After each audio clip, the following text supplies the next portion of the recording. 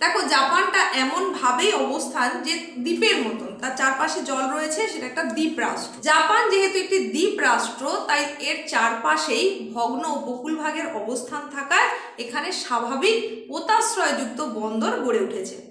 প্রিয় ছাত্রছাত্রীরা, আজকে তোমাদের জন্য আরও একটা নতুন ক্লাস নিয়ে চলে এলাম। আমি তোমাদের এসপি ম্যাম ক্লাস এডুকেশন চ্যানেলে তোমাদের প্রত্যেককে স্বাগত জানিয়ে শুরু করছি আজকের ক্লাস। আজকের ক্লাসের যে বিষয়বস্তু সেটা হচ্ছে কাঁচামালের অভাব থাকা সত্ত্বেও জাপান লৌহ ইস্পাত শিল্পে উন্নত কেন। খুব গুরুত্বপূর্ণ একটা প্রশ্ন, পরীক্ষায় প্রায় সময় এসে থাকে। তো পরীক্ষায় যদি তোমার এই প্রশ্ন এসে থাকে তাহলে তুমি সেখানে কিভাবে ঠিক উত্তরটা লিখবে এবং কিভাবে লিখলে পূর্ণ মার্কসটাই কিন্তু তুমি আদায় করতে পারবে পরীক্ষকের কাছ থেকে, সেটাই থাকছে আজকের এই গোটা ক্লাস জুড়ে। সুতরাং ক্লাসটা তোমাকে মনোযোগ সহকারে দেখতে হবে এবং বুঝে নিতে হবে যে কোন কোন পয়েন্টগুলো তোমাকে অতি অবশ্যই লিখতে হবে। দেখো, প্রশ্নটা একটা বড় মার্কের প্রশ্ন। সাধারণত এটা 5 মার্কের প্রশ্ন হিসেবে পরীক্ষায় এসে থাকে। যদি এই প্রশ্নটা পরীক্ষায় এসে থাকে তাহলে তোমাকে তার অ্যান্সারটা লেখার জন্য প্রথমেই যেটা করতে হবে, একটা ছোট্ট করে ইন্ট্রোডাকশন দিতে হবে। কারণ বেশি মার্কের প্রশ্নে অবশ্যই একটা ভূমিকা তোমাকে দিতেই হবে। তো সেই ভূমিকাতে আমি 2-3 লাইন কথা লিখবো।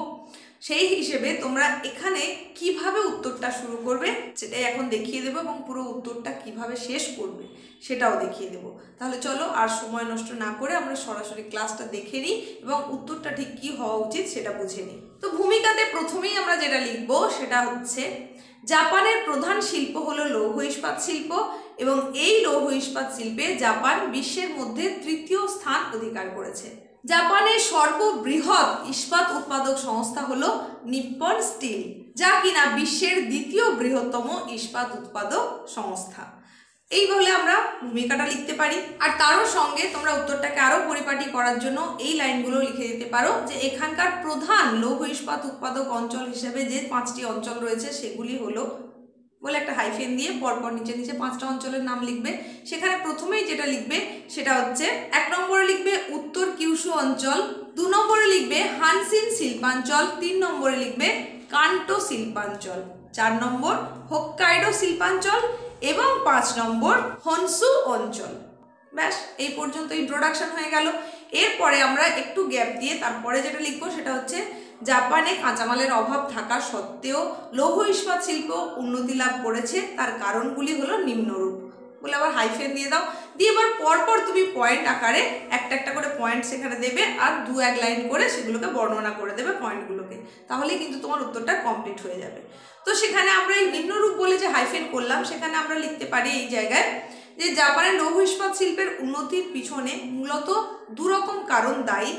এক হচ্ছে প্রাকৃতিক কারণ, 2 নম্বর আর্থ সামাজিক সাংস্কৃতিক কারণ। এটা আমরা লিখে দিলাম। তারপরে এবার প্রাকৃতিক কারণ বলে আবার পয়েন্ট করে এবার তার একটা সাব পয়েন্ট করব এবং সেখানে তার বিবরণগুলো দিয়ে দেব। প্রথমে তাহলে যেটা বললাম সেটা হচ্ছে কি প্রাকৃতিক কারণ।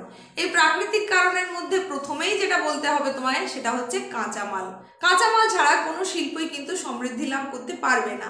সুতরাং কাঁচামাল তোমাকে এই পয়েন্টটা প্রথমেই নিতে হবে। এবার এখানে তুমি কিভাবে লিখবে না, লোহা ইস্পাত উৎপাদনের প্রয়োজনীয় যে কাঁচামাল সেটা জাপানে বিশেষভাবে পাওয়া না গেলেও সরাসরি সমুদ্রপথে ভারত, মালয়েশিয়া, যুক্তরাষ্ট্র, কানাডা, ফিলিপাইন্স, অস্ট্রেলিয়া থেকে লোহা আকরিক আমদানি করা হয়।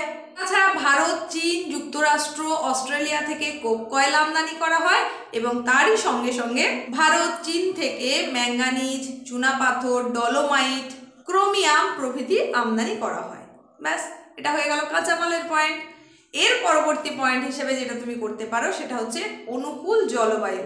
জাপানের সামুদ্রিক নাতিশীতোষ্ণ জলবায়ু কঠোর পরিশ্রমের পক্ষে সহায়ক এবং সেটা স্বাস্থ্যকর, ফলে এখানকার কর্মীরা দীর্ঘক্ষণ পরিশ্রম করতে পারে এবং কোনো রকম ক্লান্তি বোধ করে না। তার ফলে কিন্তু এখানকার লৌহ ইস্পাত শিল্প সহজেই উন্নতি লাভ করতে পেরেছে। ব্যাস, এবার পরবর্তী পয়েন্টে আমরা করতে পারি জলবিদ্যুতের প্রাচুর্য। এই পয়েন্টটাকে তোমরা 2-1 লাইন লিখে দেবে। কিভাবে, যেহেতু জাপান একটি পর্বতময় দেশ, তাই দেশের মধ্যভাগে পার্বত্য অঞ্চল থেকে সৃষ্ট খরস্রোতা নদী যা কিনা জলবিদ্যুৎ উৎপাদনের পক্ষে অত্যন্ত সহায়ক। টোন, ফুজি, সাকাও, সাকামি প্রভৃতি নদীগুলোর খরস্রোতকে কাজে লাগিয়ে অল্প খরচে এখানে খুব সহজেই অনেক বেশি পরিমাণে জলবিদ্যুৎ উৎপাদন করা হয়। আর উন্নত প্রযুক্তিতে উৎপন্ন এই জলবিদ্যুৎকেই লৌহ ইস্পাত শিল্পের কাজে লাগানো হয়। ব্যাস, এর পরবর্তী প্রাকৃতিক কারণ হিসাবে তোমরা যেটা করতে পারো সেটা হচ্ছে দ্বীপীয় অবস্থান। দেখো, জাপানটা এমনভাবেই অবস্থান যে দ্বীপের মতন, তার চারপাশে জল রয়েছে, সেটা একটা দ্বীপ রাষ্ট্র। সুতরাং সেক্ষেত্রে এটা কিন্তু এক্সট্রা ফেসিলিটি পেয়েছে। কীরকম? সেটা নৌ পরিবহনের ক্ষেত্রে।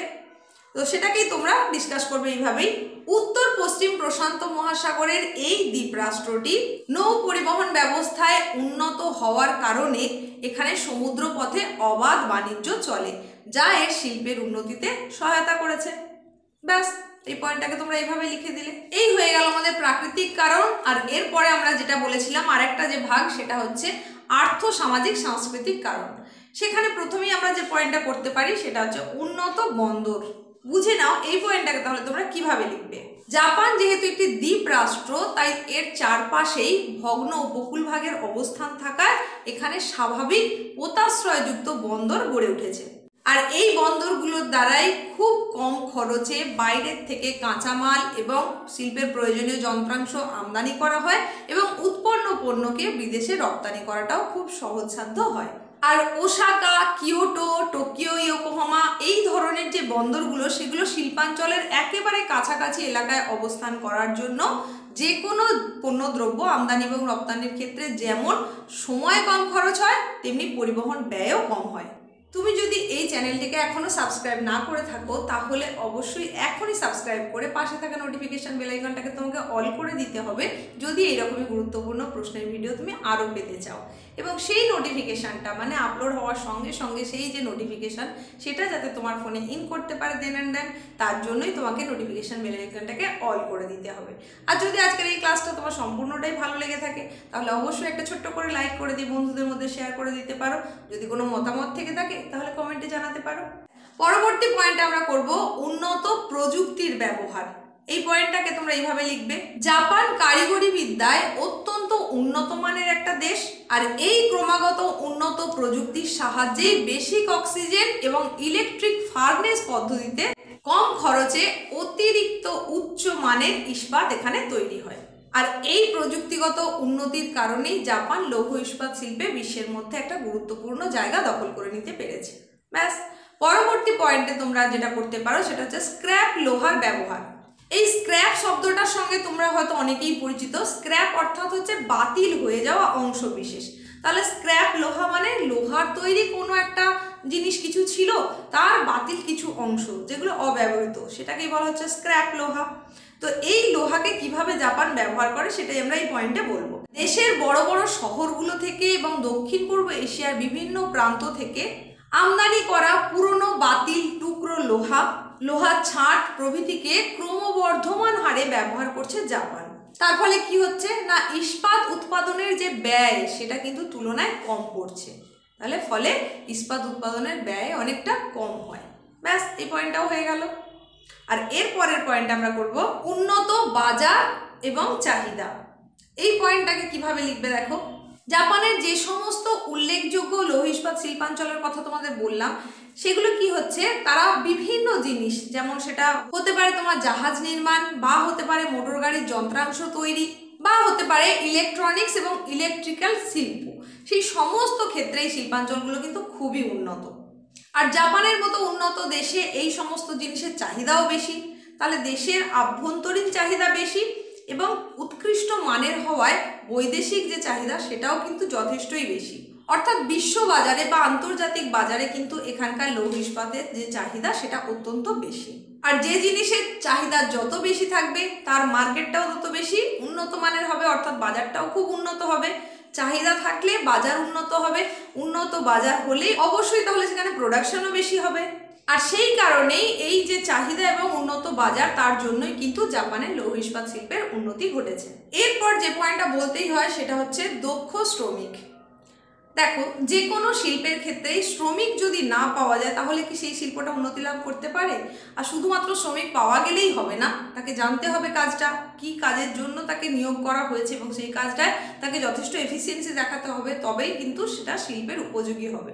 সুতরাং এক্ষেত্রেও যেহেতু জাপান আমরা বলছি লৌহ ইস্পাত শিল্পে উন্নত, তাই সেখানেও যে শ্রমিকদেরকে ব্যবহার করা হয় শিল্পের প্রয়োজনে তাদেরকেও যথেষ্ট দক্ষ হতে হয়। তোমরা এই পয়েন্টটাকে যখন বিবৃত করবে সেখানে তোমরা এইভাবে লিখতে পারো যে আধুনিক কারিগরি শিক্ষায় শিক্ষিত যে শ্রমিক জাপানে ব্যবহার করা হয় তার কারণেই শ্রমিকের অভাব পড়ে না। তাছাড়াও এখানকার শ্রমিকেরা অত্যন্ত দক্ষ এবং কঠোর পরিশ্রমী হয়ে থাকে।